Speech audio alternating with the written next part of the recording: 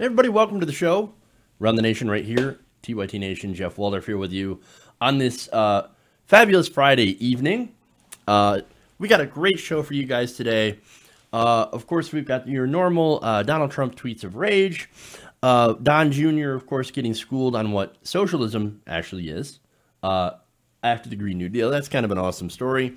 We've got more Green New Deal stuff, including Fox News calling it a ball of crazy. That's fun. We then have, of course, a rare correction on Fox News from the Fox and Friends crew on just how much taxes are paid by the top 1%. We've got Tucker Carlson thinking that progressives don't tip. That's an interesting rant. We'll talk about that. And then finally, the favorite story of the day, we have AOC and her corruption game. So where she spells out how our government is corrupt. I love it. I know you guys probably will too. If you haven't already seen that, we'll talk about that and we'll break it down. So real fun. Okay. Anyway, before we get the show started, got some announcements, got some shout outs, of course, for that too, for as well. To start off with, we have a new donor for the camera, Rick Perry. Rick Perry says, I like this YouTube channel. Well, thank you, Rick. I don't think it's that Rick Perry, because there are plenty of Rick Perrys out there. But if it was, that'd be super awesome. Current head of the Department of Energy. No, but thank you, Rick. I appreciate that. Thank you for the donation. Thank you for helping us get closer and closer to that goal of getting a brand new camera for the show. Also, we have a couple of new members to do shout outs for. We have Peril77, who signed up yesterday to be a member of the channel. Thank you so much. And Trish Wallet. So thank you, Trish. Thank you, Peril. Thank you, everyone who's signed up. Also, big thanks to the patrons, of course, for helping independent progressive media. Okay. That said, I'm feeling pretty good today. Today's a good day. I feel like I got some energy, right? I must have gotten some good sleep last night. Also, I don't know if you guys know, but I think like for the first time in over 8 years, I bought a new jacket. So I'm excited, man. The new jacket. Heavily discounted, of course. But nonetheless, new for me. I haven't actually bought a jacket that jacket that I wore. I finally had to retire it. The buttons fell off.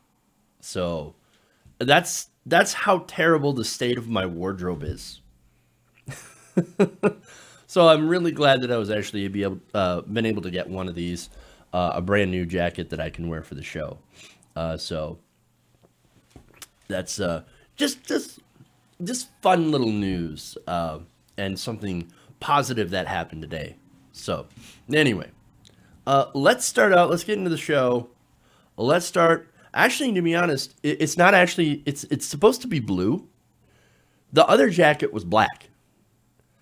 But because of the way that the lighting and stuff is set up, it actually looks a lot darker on camera. Because my camera, apparently it's not good with blues. And everything that's dark shows up as black. So, this is actually a yellow shirt. No, I'm kidding. You can see the yellow like right there.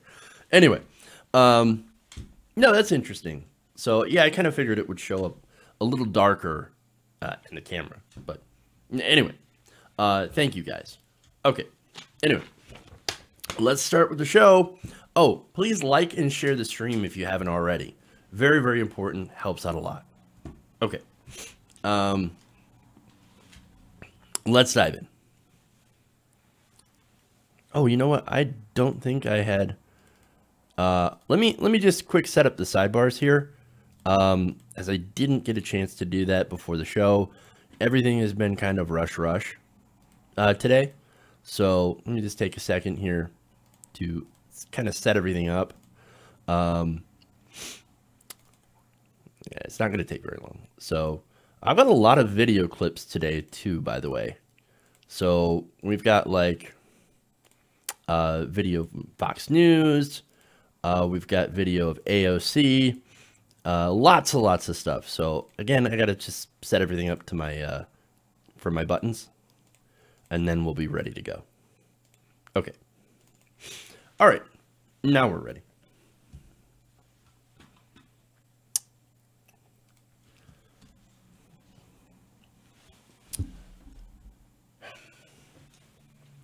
So earlier this morning, President Trump, known as the early riser, despite being a one-page kind of guy, in the middle of executive time, decided to do some tweeting as he is normally wont to do. And of course, this tweeting involved the Mueller investigation, as usual. Writing on Twitter, the president is basically claiming victory, sort of, over an announcement by Senator Thom Tillis. Now, earlier this week, the committee that is basically set up to find any sort of collusion between the president's campaign and the Russian government announced that they so far had found no evidence of that collusion. Now, I've said over and over, get into his tax returns, his financial transactions. That's where the real story is. You may not find collusion, but you might find money laundering, which could lead to evidence of collusion if he is working with Russians to launder money. I'm just saying that that's where I would go. And I'm actually kind of worried that Mueller is not going in that direction. But anyway, during the early hours of executive time, Trump tweeted this.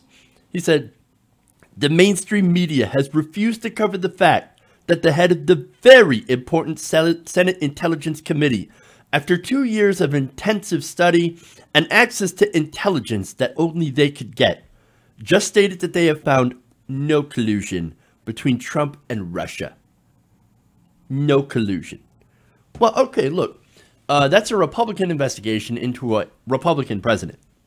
So take that as you will, right? I have no trust in Republicans.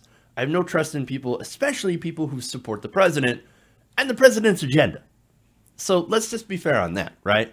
And look, would I trust a Democratic investigation into a Democratic president? Maybe a little bit more so than a Republican investigation.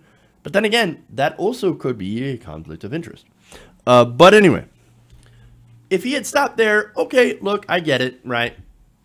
But then he followed up with this. "It is all a giant and illegal hoax developed long before the election itself." Really? You think that they went back before you won and said, we're going to make up an entire conspiracy on Russians interfering in the election to go after somebody who we didn't think was going to win in the first place? Yeah, okay. But used now as an excuse by the Democrats as to why crooked Hillary Clinton lost the election. Someday, the fake news media will turn honest and report that Donald J. Trump was actually a great candidate. Now, let's unpack that, right? So basically he says that this is, it's fake, it is a hoax, and it's giant, and it's illegal, right? So he's saying the investigation itself is illegal. Well, what's illegal about investigating possible wrongdoing by the President of the United States? You would want to make sure that there is, if he or she or whoever becomes president is accountable and can't just go and do whatever they want and be deeply corrupt, right? And so, but Republicans are saying, oh, no, it's our guy. When our guy's in office, it is deeply illegal to investigate the president.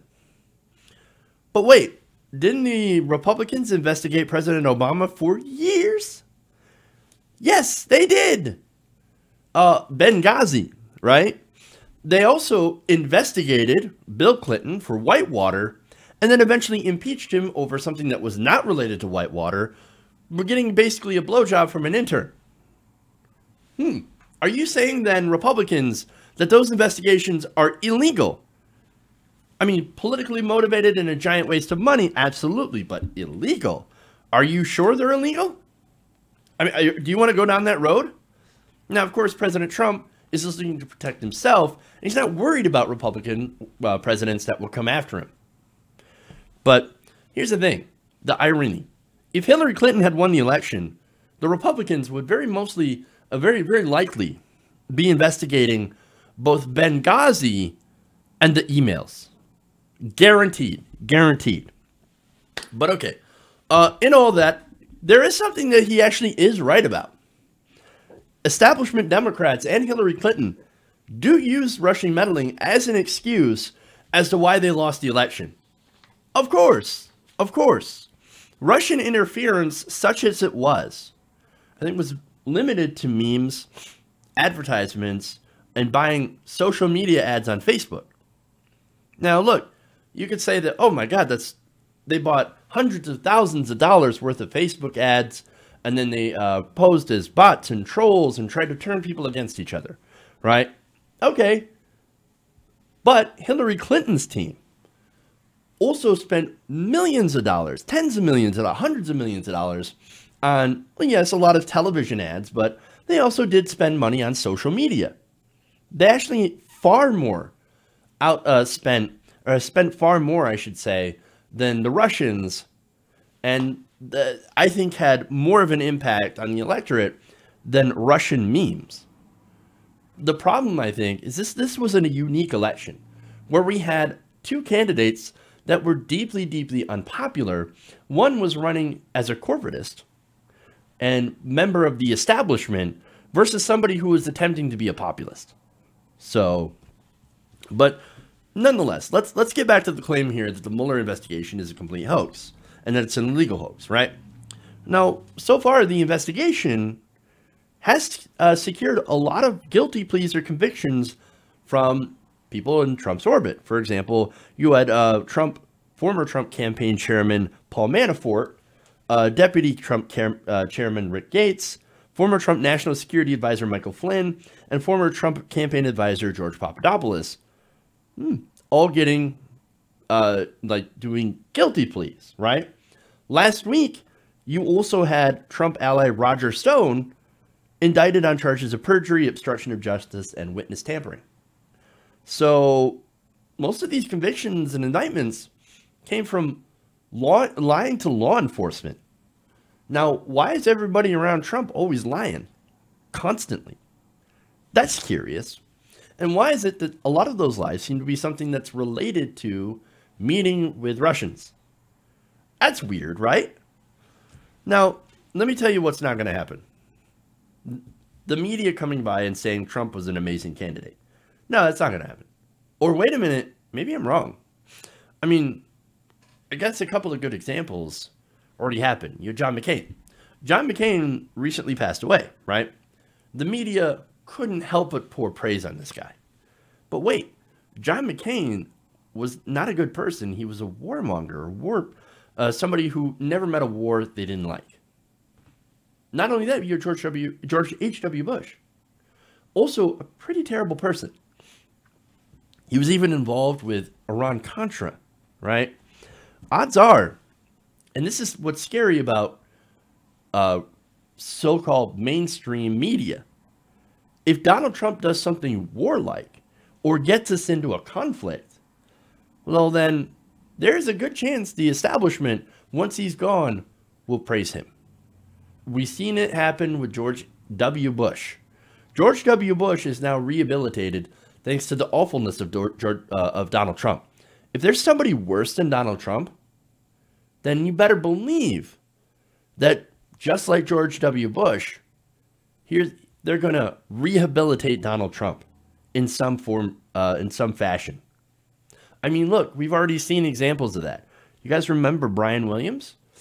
When Donald Trump launched all those missiles into Syria, the mainstream media could not help but contain their praise, which is kind of scary. I mean, Brian Williams, the missiles, it's so beautiful. American might. This is the day that Donald Trump became presidential. Ugh. So the scary thought is, what if all President Trump has to do is start a war for the media to fall in love with him? Oh, that's scary, man. I hope Donald Trump, look, I know he's a stupid person. He is not smart. He is not a very stable genius, right? I just hope that he's too stupid to realize that. Because if he does, we're in big trouble. Far, far more than what he's tweeting about.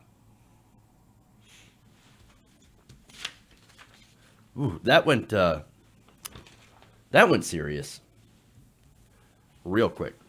Escalated quickly. Okay. Let's move on here after I drink some coffee.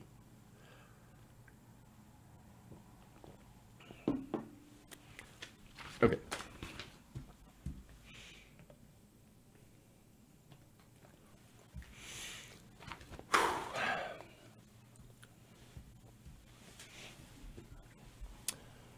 So yesterday, AOC, along with Ed Markey, both Democrats, revealed the Green New Deal, or at least a proposal for the Green New Deal. Of course, there's a lot of details to be worked out in that piece of legislation, or before it becomes legislation.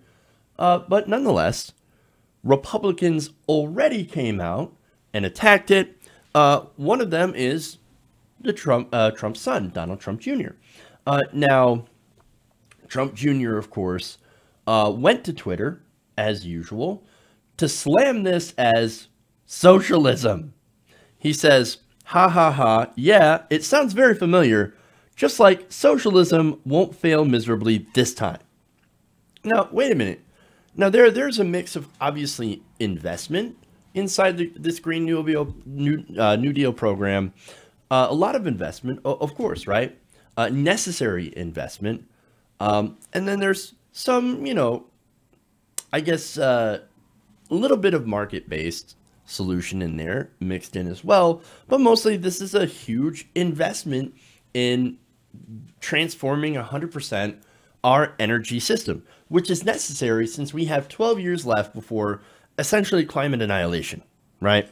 But anyway, nonetheless, sounds like socialism, sounds like Solyndra and all the failed green energy initiatives by President Obama, of which actually a majority of those loans and initiatives actually did work and currently are profitable. So nonetheless, there's Don Jr., right? So now Twitter had a different take. They actually asked why he wasn't counting taxpayer-funded corporate subsidies and tax breaks by the Trump administration as socialism. I mean, what was it Martin Luther King Jr. said? It's socialism for the rich, rugged individualism for the poor. We give billions of dollars a year in corporate subsidies to giant companies. And look, oil companies, they actually probably get the largest share of corporate welfare. Well, why don't we talk about that, right? So I've got a sampling of some of these tweets. I want to share them with you.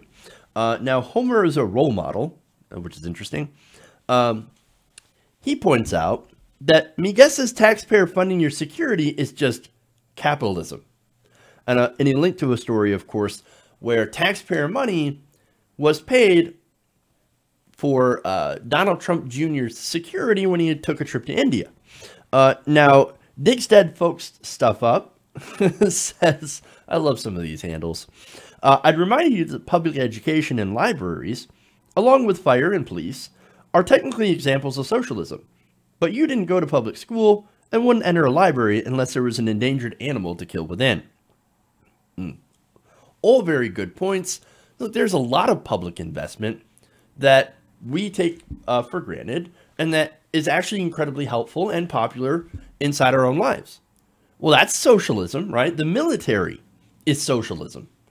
And yet, at the same time, no, we don't recognize that because the popular narrative is socialism equals Venezuela. No, don't disagree. That's actually authoritarianism. And look, most of the economies, even Venezuela to a certain extent, are a mixed economy. In fact, I think you had 70% of the Venezuelan economy that is privately owned. What did they do? They nationalized their oil and used that to, of course, pay for the social programs. And then, of course, when oil tanked, the price of oil tanked, and you also had U.S. intervention, sanctions, and things like that, that basically sabotaged the Venezuelan economy. Then you had Maduro that mismanaged and massive corruption, et cetera, et cetera, et cetera, right? So it's a really, really complicated situation in Venezuela, and not at all what the Republicans and people like Don Jr. always tend to point out. But anyway, more tweets here. Bob says, we launched a socialist police and fire departments quite a while back. Most people love it if it is what you say it is. I love that because that's making fun of Donald Trump Jr.'s email about meeting with Natalia Veselnitskaya in Trump Tower. So that's that famous Trump Tower meeting.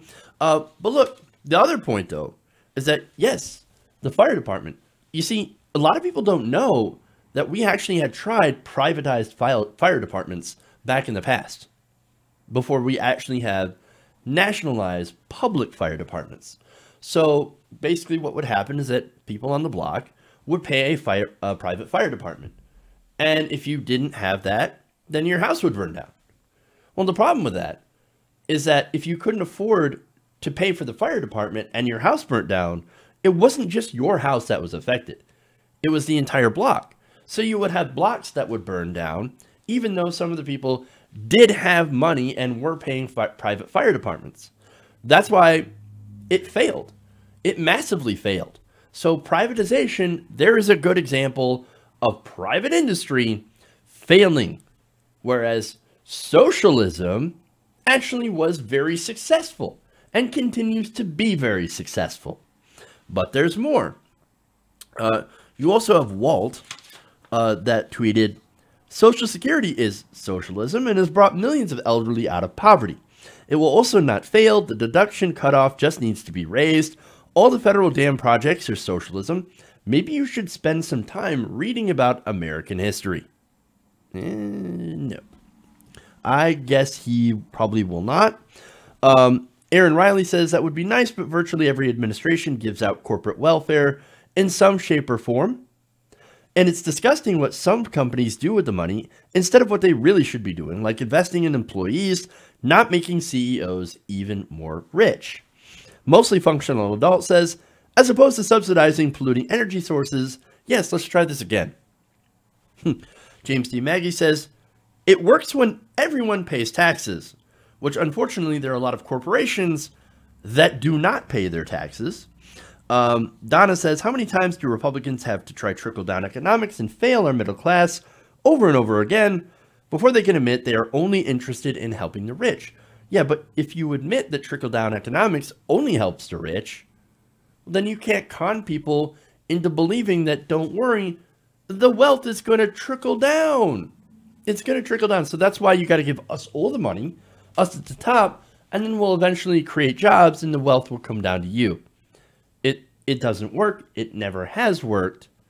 But they can't admit it because that's the whole point. It just helps the rich. There's more. Josh Puopolo says, Green Energy Fund. Funded Tesla and made money. Tesla grew to be one of the hottest new car companies. Tesla and Elon spawned SpaceX. SpaceX will go to Mars in 2022. Donald Trump said he would give unlimited funds to get to Mars. What exactly is the issue? And then finally, not finally, or I should say the final two, Ashan Hussein says, protecting the environment is communist now? Yes. Apparently it is. And then finally, Randy Winott says, or trickle-down economics won't fail this time. See also Kansas. And Kansas, of course, is the great conservative experiment in how much you could cut from government and how much you could privatize before the economy falls apart. And it did not take long. It only took several years for them to run out of money. Wait a minute, I thought socialism only works until you run out of people's money, but it seems like Kansas ran out of money doing rugged capitalism, doing full trickle-down economics. Weird. You know what actually does work? When you have private institutions, such as, like shoe factories. They always love to point out shoe factories. And of course, I want private corporations making certain products, right? I don't want the government making shoes. You know what we want the government doing? Healthcare. Why? Because it's more efficient and everybody gets access to it. Everybody can get that healthcare. Everybody has guaranteed healthcare under a government-sponsored system. So there's your mixed market. But apparently Donald Jr. doesn't care about that, is not actually interested in learning about it, just like his dad has no intellectual curiosity and doesn't give a crap. But thankfully here, all of us on the internet are here to school this guy into actually understanding facts. Okay. We're going to take a quick break here. We'll come back. We've got the ball of crazy. That's awesome. We'll take a quick break here. We got plenty more to talk about. So stay right here. Like and share the stream, and we'll be right back. Round the Nation.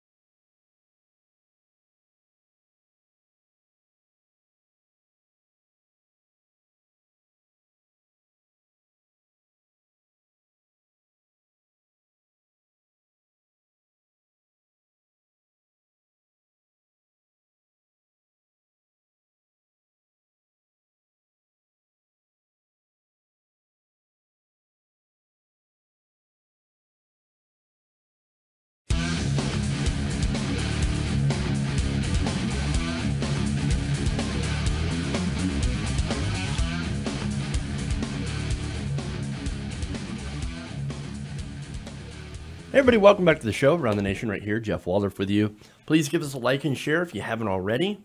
I have a couple of questions here for Sarge Tech real quick. Pointing out that the a camera that we're looking at, I have a question though on that. Does it webcam? So can I use it as a webcam? So it's really, really important because that's part of my setup. I don't need anything that's external sound. I mean, when I'm in the field, sure. Probably get like a mic in the field, but I need it for live recording, live webcamming, and things like that. So to use it as like the main camera in the show. So get back to me on that one. If you can answer my question, you can like tweet it or something like that, or put it in the comments. Because I'm really curious about what type of camera I should get, whether it be like a camcorder or something like that. So yeah, get back to me on that one. Okay. Anyway, camera stuff aside, let's jump into more stories. There we go. Okay.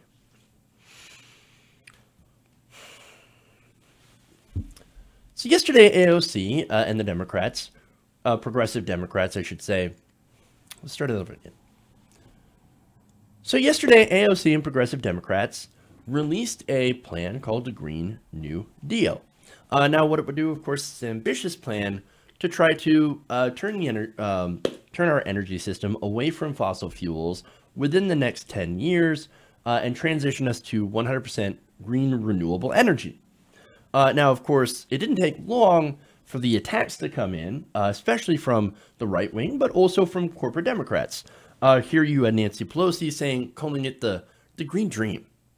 To which AOC had a great response to that. She said, well, yeah, it is a green dream. And every new piece of legislation, every bold idea starts with a dream. So I love AOC.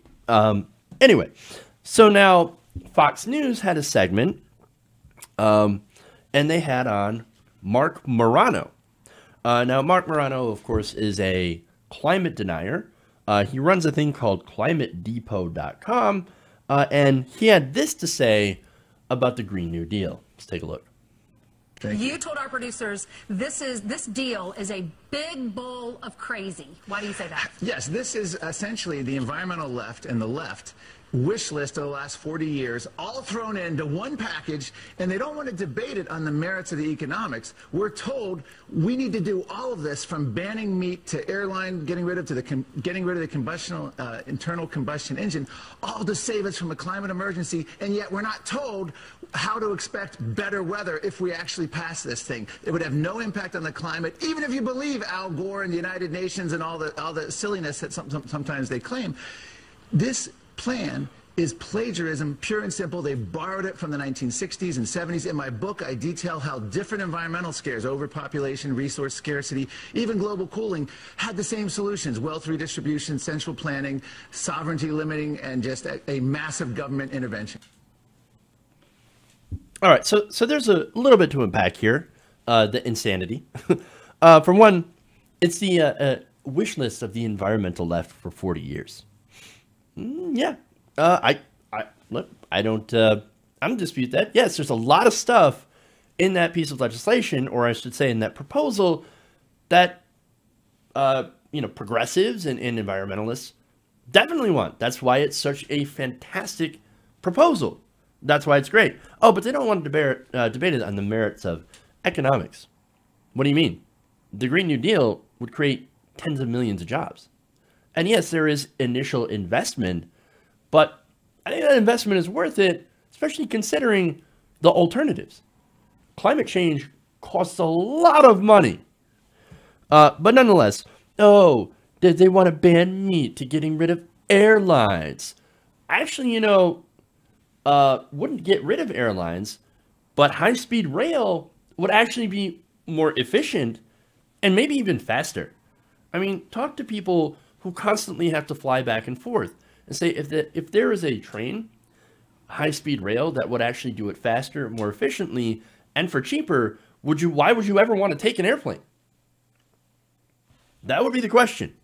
But not only that, but they said getting rid of the internal combustion engine. Yeah, and replacing it with, again, electric vehicles, which are efficient. And not only that, but they've got some really good get up and go. You ever actually drove something electric? It's actually really fun to drive. Nonetheless, that's the kind of scare arguments that they're using. But let's go to where it's funny, right? So he said, we're not told how to expect better weather if we're to pass this thing. Wait, what? We're not told to expect better weather? Weather is not the same as climate. Okay. So that's the thing that they always do. Climate is not weather. Weather is not climate. Climate is over a longer period of time. So let's just Do a reality check on that. But another reality check for Mr. Marano, right? The whole purpose of passing this piece of this proposal, I should say, is to not make things worse. And that's what he says. It would have no impact on the climate. Well, it wouldn't make things better. It would prevent things from getting worse. The best case scenario for the climate is that we don't make the Earth uninhabitable for human life within the next 200 years or less. I can't believe we're having a debate about this.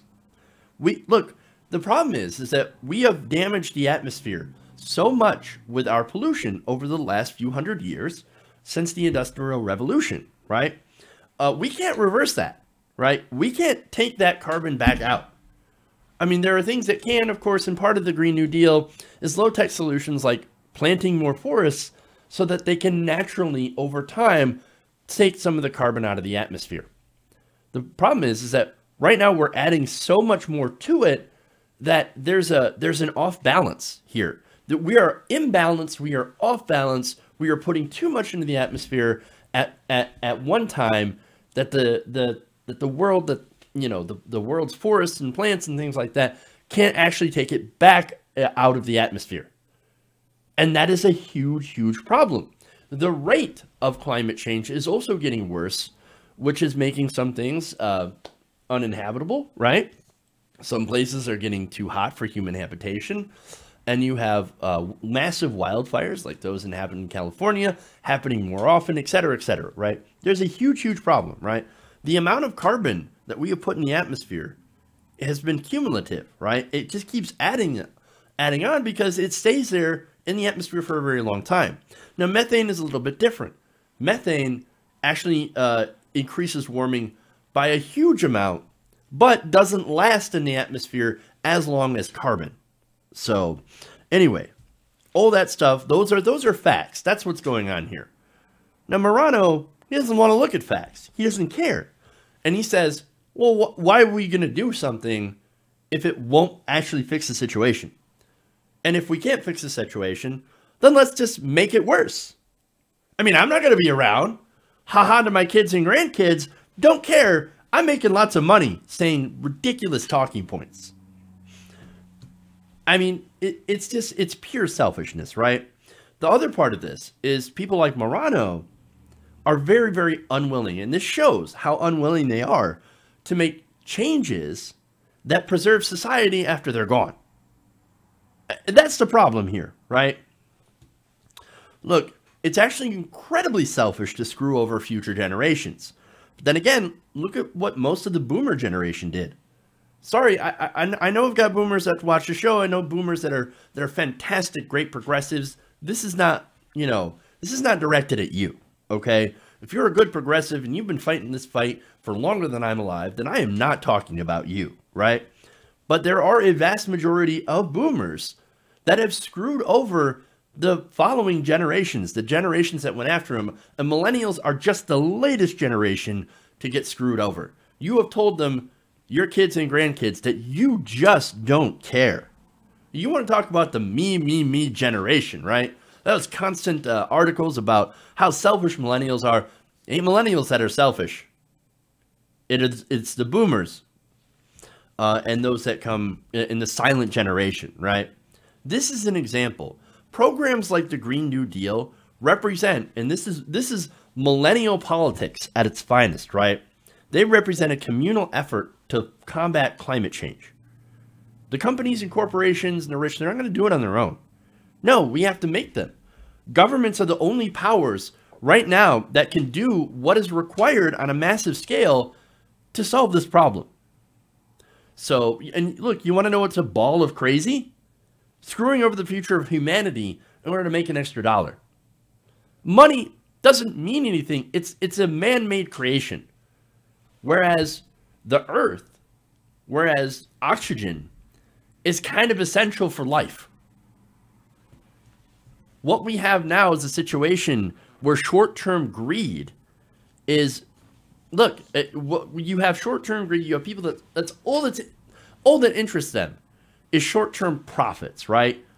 We have people that are putting that over the rest of the world.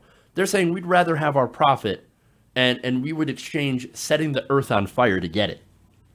You know what that is? That is a ball of crazy. We have 12 years, according to science, to clean up our act.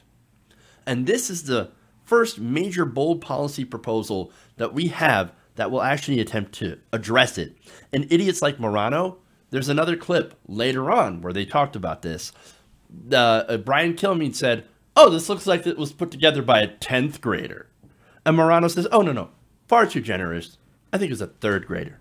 Really? Really? Well, I can count a lot of 3rd graders then who are way smarter than anyone on Fox and Friends, including Mark Morano. Okay. I got more Fox fails. Let's move on. Let me get the videos ready for you here. All right.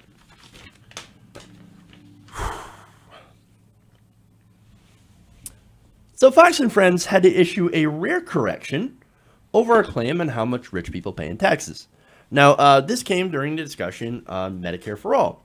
Now, this was former Republican congressional candidate Maria Elvira Salazar, who was attacking Medicare for All and, of course, Democrats. And she said this. Let's take a look.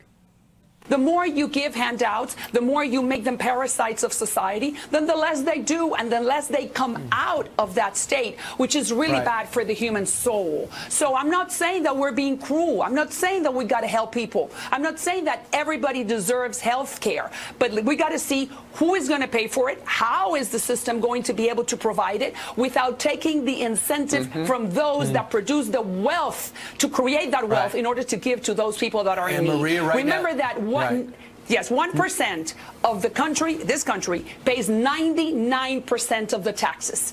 The 1%, the richest people, pay 99% of the taxes. Really? Okay, well, first, let's look at the framing here, right?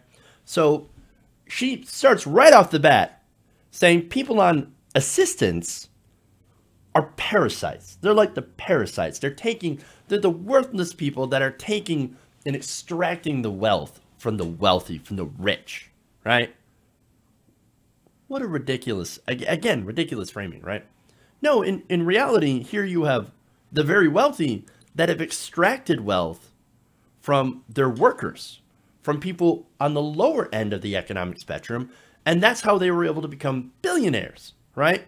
So billionaires are a failure of societal policy, where you've allowed so much wealth to get extracted from the working class and the poor to make a billionaire. It is an absolute policy failure, right? Now, what she doesn't talk about, as far as parasites go, is these corporations, right, that extract, again, wealth and materials, right, natural resources, and don't pay their taxes. And on top of that, end up getting massive amounts of corporate welfare. And I'm looking at you, oil companies, because we continue to subsidize the fossil fuel industry to the tune of tens of billions of dollars a year. Oh, but those are fine, right? She don't want to talk about corporate welfare. Now, interestingly enough, and I got to give credit to the Cato Institute, which is a libertarian think tank, they at least talk about corporate welfare, and they at least point out the costs and say, hey, maybe we shouldn't be doing corporate welfare that picks winners and losers, etc., right? I can at least have respect for pointing out those facts. Now, another point here, right? Now, she talked about healthcare. Medicare for all, you want to talk about who's paying for it, right? It would actually be cheaper than our current system. It would save trillions of dollars over the next decade. If we were to change over to that system, it would actually cost us less, and we could cover more people. But anyway, that is an absolute fail. Now, as far as the main point here, the top 1%, they pay 99% of all the taxes. I hear that a lot from conservatives, from Republicans, and we just heard it from Ms. Salazar. Now, is that true? Well, why don't we ask Steve Ducey if that's true? We'll see what he says. Also, our last guest just a moment ago mentioned that she thought that 1% paid something like 99% of the taxes. According to taxfoundation.org, it's closer to 1% pay about 45% of the taxes. Which is still unbelievable. It's a big number. That's a huge number. Oh, it's unbelievable. It's such a huge number. Really? Oops. No, they're wrong. They're actually wrong about the 45% too. So I'm gonna do a correction of a correction, right? Since the Trump tax cuts went into effect, the Tax Foundation found, and they looked at the data, and found that the top 1% actually pays about 39% of all federal income taxes. Oops.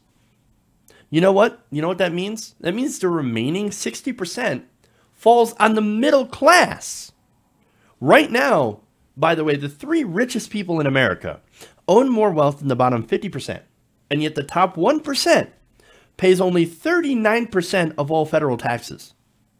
Now, of course, a lot of that is because income is taxed, right? So, look, you guys work, you get a paycheck, right? And the government takes out their taxes. That's how it works, right? Well, if you're rich, normally, that's not how it works.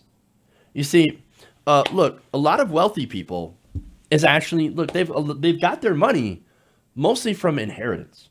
I think it's over half of all wealthy people in America are rich because they inherited their wealth. They didn't actually work for it. Their fathers or grandfathers created that wealth, and that just came down to them. Now, we had estate taxes put in place for that so that we didn't develop large amounts of generational concentrated wealth. Now, of course, Republicans, they hate the estate taxes, and so every time they pass a tax bill, they always try to eliminate that estate tax. Now, Trump was not able to get rid of that, but Republicans are still trying to push that elimination of the estate tax, right? But anyway, the rest of people, the people who do work hard and create businesses and things like that, well, they don't get a paycheck. No, most of their wealth, most of their income comes through stock options, capital gains, and things like that. Now, those things are actually taxed at a lower level than normal income, than payroll taxes, right? So that's actually why I love the idea of Elizabeth Warren's wealth tax. Elizabeth Warren aside, this is the only really great idea she has put forward in her, right now, kind of floundering presidential campaign, right? So I love that idea, and I would love if other people pick that up. It's a 2 to 3% wealth, or a tax on wealth, I think over $1 billion. That's awesome. That's awesome, right? So I love that. Now, again, all these wealthy billionaires, millionaires, billionaires, they have ways of avoiding paying their taxes, right? Through different means. So now it's no wonder that middle class, and this has been exploited incredibly well by Republicans and Republican messaging, middle class feels like they're overtaxed. And guess what? We are overtaxed. There are too many taxes. And you know why? It's because the wealthy aren't paying their fair share, right? And they do so, of course, because they buy our politicians. So you want to talk about a rigged economy, right? Well, this is a rigged economy. It's not that, oh, it's the parasites that are taking so much money. No, actually, you know what? Parasites, that is true. Except they're wrong about who the parasites actually are. Now, the people who are the parasites are the giant multinational corporations that continue to not pay their taxes and get giant subsidies. Those are the real parasites. And maybe, just maybe, we should go and tax them fairly. Okay. I want to get to the AOC's corruption game. I think that's, I guess we'll save Tucker Carlson because I really want to get to this video. Okay? Or this story. You're going to love this. Let's go. Nope. Hold on. There we go.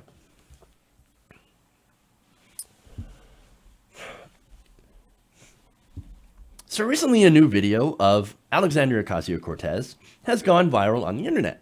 Now in it, she of course points out how corrupt our campaign finance system is in about 5 minutes.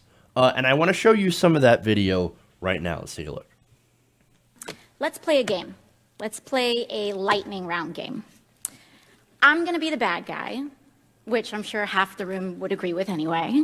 And I want to get away with as much bad things as possible, ideally to enrich myself and advance my interest, even if that means putting my interests ahead of the American people. So, Mrs. Hobart Flynn. Oh, and by the way, I have enlisted all of you as my co-conspirators. So you're going to help me legally get away with all of this. So, Mrs. Hobart Flynn, I want to run. If I want to run a campaign that is entirely funded by corporate political action committees, is there anything that legally prevents me from doing that? No. All right. No. Look, that's the simple answer because that's the truth. There is nothing that stops candidates from being 100% funded by corporations. I mean, you know what happens when you're 100% funded by corporations? Well, you serve the corporations. I mean, that's 101, and everyone says, duh. Yeah, absolutely, absolutely. So, look, most people, they understand that because the corruption is literally in our faces. I mean, that's why incredibly popular policies never pass, even though most people do support them. And so it seems so normal that corruption is rubbed in our face. But AOC is going to continue making her point, and I want to show you that. So let's continue. Let's play a game. Let's play a lightning round game. All right, let's get to the right video for once. Okay, so let's say I'm a really, really bad guy, and let's say I have some skeletons in my closet that I need to cover up so that I can get elected. Mr. Smith, is it true that you wrote this article, this opinion piece for the Washington Post entitled, "These payments to women were unseemly, that doesn't mean they were illegal"? Well, I can't see the piece, but I wrote a piece under that headline in the Post, so I assume that's right. Okay, great. So, green light for hush money. I can do all sorts of terrible things. It's totally legal right now for me to pay people off. And that is considered speech. That money is considered speech. Again, she points out correctly that yes, money is speech since the I believe it was 1970s, 1980s. Buckley Vallejo, one of the big decisions on money in politics. And you also had Bellotti versus First Bank. So that's when this actually started. Citizens United, and I love how Democratic politicians always talk about, well, we need to get rid of Citizens United. Citizens United is a symptom of those two different Supreme Court cases. One that made money speech, and the other that said that corporations were people. So what you have is that you have speech being pushed by so-called people buying our politicians and saying, now that you are in office, you will represent us. You will represent our interests. And that's unfortunately what happens when you have private financing of election. Private financing of election leads to these people being financed, serving private interests. Now, so I absolutely love that, right? So now there's more that she gets into. And this is the last video here, but she really comes to an important point. Let's take a look. So I use my special interest dark money funded campaign to pay off folks that I need to pay off and get elected. So now I'm elected, now I'm in. I've got the power to draft, lobby, and shape the laws that govern the United States of America. Fabulous. Now, is there any hard limit that I have, perhaps Mrs. Hobart Flynn, is there any hard limit that I have in terms of what legislation I'm allowed to touch? Are there any limits on the laws that I can write or influence, especially if I'm based on the special interest funds that I accepted to finance my campaign and get me elected in the first place? There's no limit. So there's none. So I can be totally funded by oil and gas. I can be totally funded by Big Pharma, come in, write Big Pharma laws, and there's no limits to that whatsoever. That's right. And that's basically what it comes down to. There are no limits. There are no limits on corruption. This is corruption 101. Corporations buy our politicians write laws in favor of corporations, and that's why we have a government that is captured by private interests. This is insane. This is why things like, for example, 81% of people support a Green New Deal, right? But already in every article talking about the Green New Deal, it is expected to fail. That's why things like, for example, gun control, right? Gun control, simple gun control measures like banning high-capacity magazines, for example. I think this has got, what, 91% support? 91% support, and you cannot get this passed. Come on. That's why you have things like taxing the rich. Over 70 to 80% of Americans support increasing taxes on the wealthy, people making over $10 million a year, up to 70%. This is why it will never, ever pass, because here you have congressmen who are multimillionaires, bankrolled by giant corporations who will see their taxes go up, and not only the wealthy, but their taxes will go up as well. That's why you'll never see something like this pass. Ever, ever, ever, right? What kind of democracy is this? It's one that has been captured by billionaires and special interests. It does not serve you at all. Now, she goes on. She says, she asked if there was anything preventing her from holding stock, staying in the oil or gas company, and writing laws to deregulate that industry so that she herself can benefit from institutional corruption. The answer was, yes, you could absolutely do that. There are no limits. She then asked, is it possible that any elements of the story apply to our current government and our current public servants right now? Again, the answer was yes. And finally, the next question was, is the president able to do this? The answer, quote, in terms of laws that apply to the president, yeah, there's almost no laws at all that apply to the president. Meaning that the president can be as legally as corrupt as he wants to be in this system, with our system of current laws. That's insane. We live in an insane system. And there are people, thankfully, that are now inside the system, like AOC, that are pointing this out, the insanity. Look, this is not at all what the founding fathers envisioned for the country, right? Now, fortunately, they did know that there was some chance that these corporations, that these wealthy special interests would become so insanely powerful and influential enough to outright buy the government. And they put something into the Constitution that would allow the states to bypass Congress and the president to fix that corruption. You know what it's called? An amendment. And through amendments, you can do some pretty powerful things.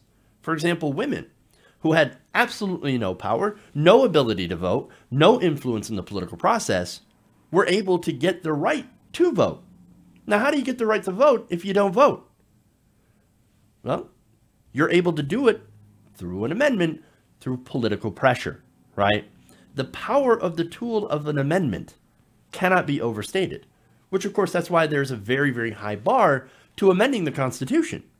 But if we can get an amendment to get the money out of politics, AOC's corruption game, as she points out, as it's been played for decades, might actually be over. And in doing so, we could get our democracy back. Well, the first step is identifying the problem. The second step is actually doing something about it. Okay. That's all I got time for today. We'll come back with Tucker Carlson on Monday. So everybody, have a fantastic weekend. Thank you so much for watching the show. Please like and share the stream. You guys are amazing as usual. I'm going to see if there are any new members here before we go. I don't believe so, though. But join, become a member, or sign up to be a patron, patreon.com/TYTNation.